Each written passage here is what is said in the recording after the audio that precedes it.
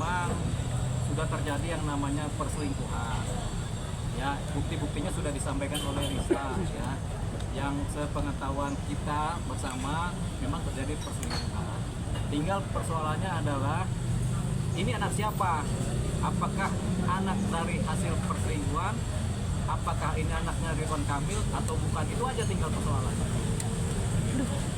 Jadi yang kita tahu itu. Oke, ada pertanyaan yang lebih detail. Bang, terkait pelaporan sejauh ini gimana Bang? Ada mau laporan polisi kan? Oh gini, kan kita kan pengamat aja nih kan. Jadi gini.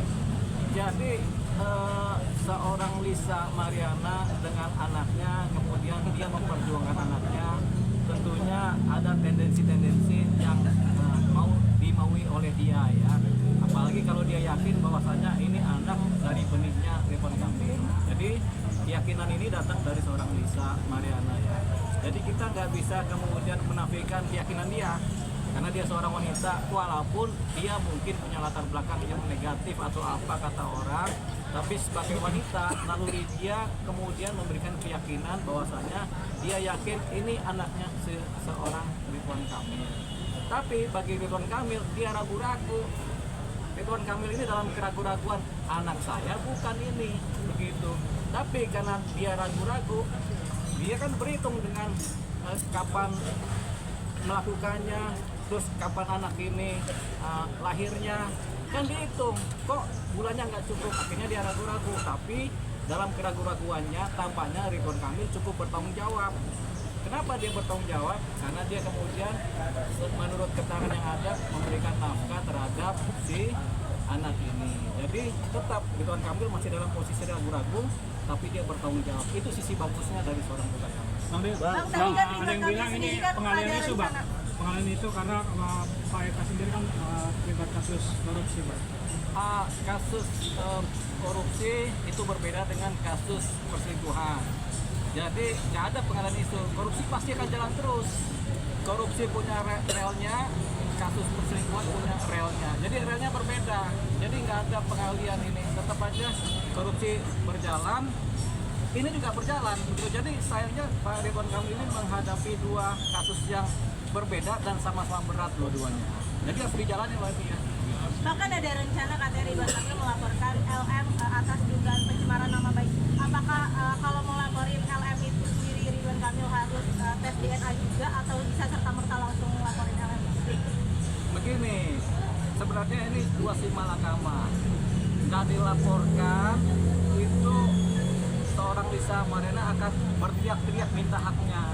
Jadi kalau Lisa ini minta haknya ini agak sulit secara hukum, tapi bisa. Hukum perdata maupun hukum pidana bisa dia masih menggugat, tapi agak sulit, agak panjang ya. Makanya si Lisa ini, si LM ini kemudian dia menggunakan sarana-sarana media sosial. Jadi ada yang namanya permintaan keadilan lewat hukum, ada yang namanya permintaan keadilan lewat jalur sosial. Jadi yang dilakukan oleh LM ini adalah permintaan keadilan lewat jalur sosial, jadi jalur psikologi sosial. Nah, permintaan keadilan seperti ini kemudian kalau dibiarkan aja tidak ditanggapi berbahaya. Makanya seorang Ridwan Kamil harus mengambil keputusan. Dia harus melakukan sikap tindak keputusan, yaitu menanggapi ini secara hukum. Kalau menanggapi secara sosial, kalau bisa diademkan nggak apa-apa, tapi kalau nggak bisa, mau nggak mau dia secara hukum. Makanya Ridwan Kamil kemudian berniat melaporkan seorang LM.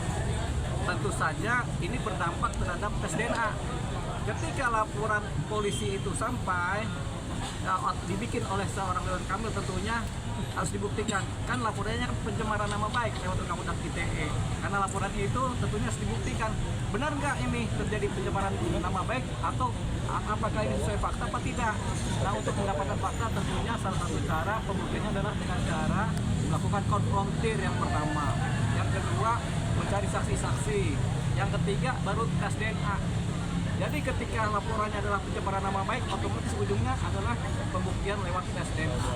Otomatis wajib tes DNA itu polisi melakukan tes DNA terhadap anaknya.